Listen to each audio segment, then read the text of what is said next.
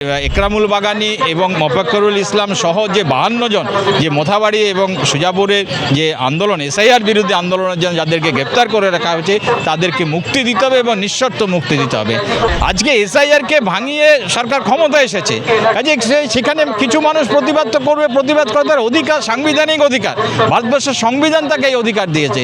কাজে তারা প্রতিবাদ করেছিল বলে আজকে মমতা বন্দ্যোপাধ্যায় সরকার এই কেন্দ্রীয় প্ররোচনায় আজকে তারা তাদেরকে গ্রেপ্তার করেছে। এবং একরামুল বাগানী তিনি ব্লগার, তিনি সেগুলোকে প্রচার করতেন, এইটা অন্যায় নয়। আমরা তাই অবিলম্বে তাদের নিঃশর্ত মুক্তির দাবি জানাচ্ছি। মোফাক্করুল ইসলাম এবং একরামুল বাগানী তাদেরকে এনআইএর হাতে তুলে দেওয়া হয়েছে এবং এতে এইটা দেখাই গেছে যে এনআইএ হচ্ছে মানে এনআইএ যে আইন, সেই আইনটা হচ্ছে সন্ত্রাস দমন, তা সরকারি ভাষায় সন্ত্রাস দমনের জন্য। কিন্তু মোথাবাড়ি বা সুজাপুর সেখানে কোনো সন্ত্রাসী কাজকর্ম হয়নি, এমনকি প্রশাসনও বলে যে না সেখানে কোনো সন্ত্রাসী কাজকর্ম হয়নি। সেই জন্য সুপ্রিম কোর্ট সংবিধানের 142 যে অনুচ্ছেদ সেটাকে প্রয়োগ করে, সুপ্রিম কোর্টের বিশেষ ক্ষমতাকে প্রয়োগ করে সে মামলাটা এনআইএর হাতে তুলে দিয়েছে। আমরা মনে করি যে এসআইআর পরিকল্পিতভাবে মানুষকে বাদ দেওয়ার জন্যে, এনআরসি প্রক্রিয়ায় বাদ দেওয়ার বিরুদ্ধে মোফাক্করুল ইসলাম তারা আন্দোলন সংগঠিত করেছেন, বক্তৃতা দিয়েছেন। আমাদের দাবি, মূল দাবি তো এটাই যে এসআইআর বাতিল করো। এইভাবে মানুষকে ভয় দেখিয়ে এসআইআরের বিরুদ্ধে যাতে মুখ না খোলে, এসআইআর বিরুদ্ধে যাতে সংগঠিত আন্দোলন না হয়, এইটা ছিল ওদের লক্ষ্য। এই যে 91 লক্ষ ভোটারকে বাদ দিয়ে একটা ভোট হয়ে গেল। একরামুল বাগানী এবং মোফাক্করুল ইসলামের এখনো পর্যন্ত মুক্তি হয়নি এবং বিভিন্ন ধারায় তাদের মামলা করেছে। দেখুন, খুবই উদ্বেগের বিষয় যেটা, দেখুন এই যে মোফাক্করুল ইসলাম এবং একরামুল বাগানী তাদেরকে এনআইএর হাতে তুলে দেওয়া হয়েছে এবং এতে এইটা দেখাই গেছে যে এনআইএ হচ্ছে মানে এনআইএ যে আইন, সেই আইনটা হচ্ছে সন্ত্রাস দমন, তা সরকারি ভাষায় সন্ত্রাস দমনের জন্য। কিন্তু মোথাবাড়ি বা সুজাপুর সেখানে কোনো সন্ত্রাসী কাজকর্ম হয়নি, এমনকি প্রশাসনও বলে যে না সেখানে কোনো সন্ত্রাসী কাজকর্ম হয়নি। সেই জন্য সুপ্রিম কোর্ট সংবিধানের 142 যে অনুচ্ছেদ সেটাকে প্রয়োগ করে, সুপ্রিম কোর্টের বিশেষ ক্ষমতাকে প্রয়োগ করে সে মামলাটা এনআইএর হাতে তুলে দিয়েছে। এই যে একটা ভয়ঙ্কর উদাহরণ তৈরি হলো, এটা কিন্তু একটা খুব মারাত্মক এইটা। এবং আমরা আজকে যে আমাদের যে দাবি সনদ, সেখানেও আমাদের একটা অন্যতম প্রধান দাবি যে এই একরামুল বাগানী এবং মোফাক্করুল ইসলাম সহ যে 52 জন যে মোথাবাড়ি এবং সুজাপুরের যে আন্দোলন এসআইআর বিরুদ্ধে আন্দোলনের জন্য যাদেরকে গ্রেপ্তার করে রাখা হয়েছে তাদেরকে মুক্তি দিতে হবে এবং নিঃশর্ত মুক্তি দিতে হবে। আমরা মনে করছি এই যে সরকারের দায়িত্ব, আজকে এসআইআরকে ভাঙিয়ে সরকার ক্ষমতায় এসেছে, কাজে সেখানে কিছু মানুষ প্রতিবাদ তো করবে, প্রতিবাদ করার তার অধিকার, সাংবিধানিক অধিকার, ভারতবর্ষের সংবিধান তাকে এই অধিকার দিয়েছে। কাজে তারা প্রতিবাদ করেছিল বলে আজকে মমতা বন্দ্যোপাধ্যায় সরকার এই কেন্দ্রীয় প্ররোচনায় আজকে তারা তাদেরকে গ্রেপ্তার করেছে এবং তারপরে নতুন সরকার এসেও তাদেরকে সেই মুক্তি দিচ্ছে না। কাজে অবিলম্বে এই মোফাক্করুল ইসলাম এবং একরামুল বাগানীর মানে মুক্তি আমরা দাবি করছি এবং শুধু তাদের দুজন নয়, 52 জনের আমরা অবিলম্বে মুক্তি দাবি করছি। এই যে এখনো পর্যন্ত একরামুল বাগানী এবং মোফাক্করুল ইসলামের মুক্তি হলো না, সেই জায়গা দিয়ে যখন আপনারা প্রতিবাদে নামছেন, আপনারা আন্দোলন করছেন, বলছেন এটা জঙ্গি।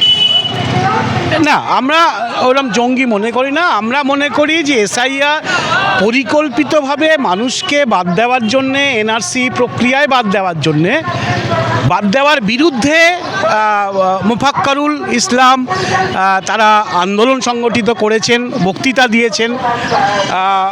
একরামুল বাগানী তিনি ব্লগার, তিনি সেগুলোকে প্রচার করতেন, এইটা অন্যায় নয়। আমরা তাই অবিলম্বে তাদের নিঃশর্ত মুক্তির দাবি জানাচ্ছি। এবং কেন এতদিন তাদেরকে গ্রেপ্তার করলো, কি তাদের বিরুদ্ধে অভিযোগ, কি সেটাও কিন্তু পরিষ্কার নয়। ফলে আসলে এইভাবে মানুষকে ভয় দেখিয়ে এসআইআরের বিরুদ্ধে যাতে মুখ না খোলে, এসআইআর বিরুদ্ধে যাতে সংগঠিত আন্দোলন না হয়, এইটা ছিল ওদের লক্ষ্য।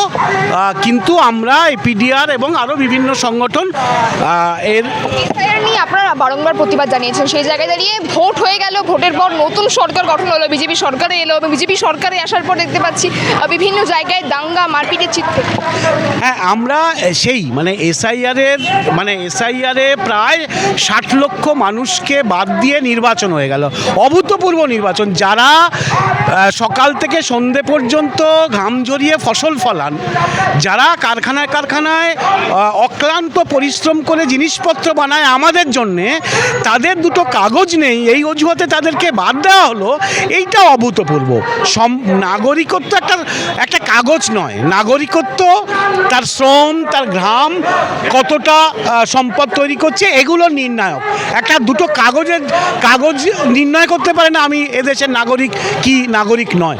ফলে এটা একদম পরিকল্পিতভাবে করা হয়েছে, ওই মানুষকে বাদ দেওয়া এবং এনআরসি করে তাদেরকে আরও বেশি পরিমাণে বাদ দেবে, সারা দেশে বাদ দেবে, শুধু আমাদের এ রাজ্যে নয়।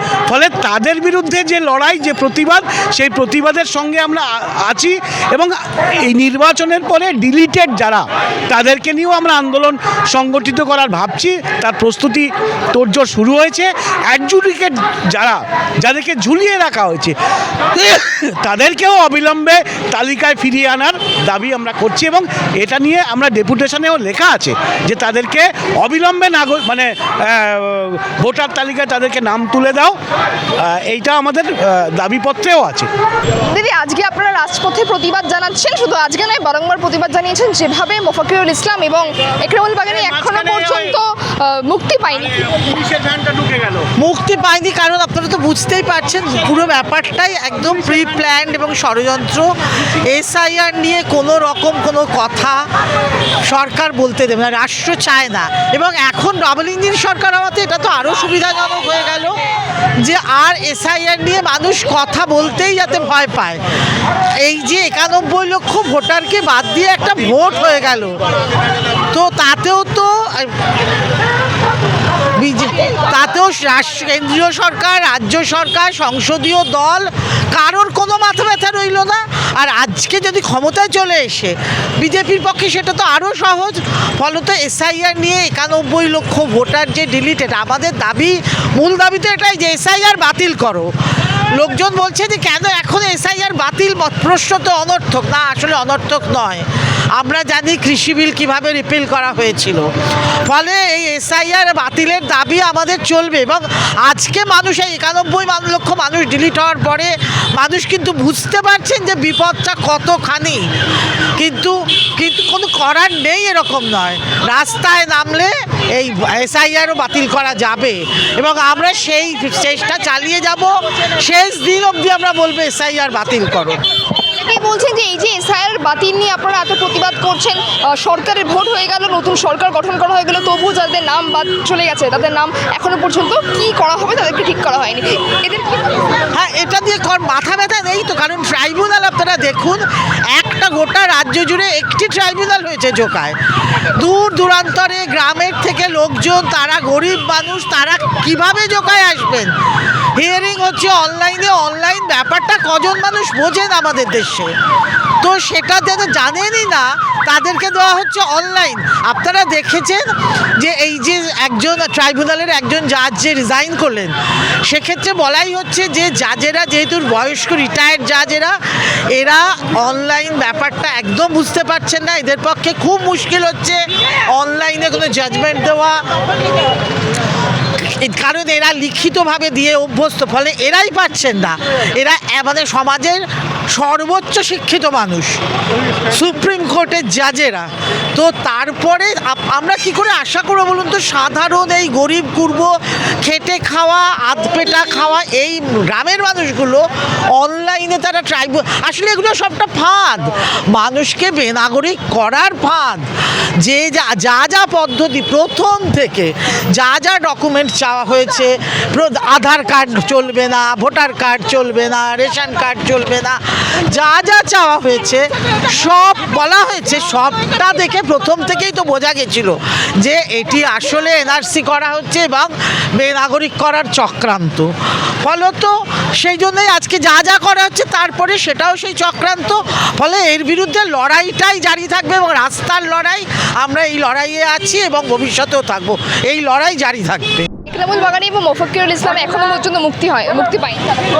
দেখুন, এনআইএ আমরা জানি যে ন্যাশনাল ইনভেস্টিগেশন এজেন্সি, এরা যে কেস নেয় সেখানে ইউএপিএ দেয়।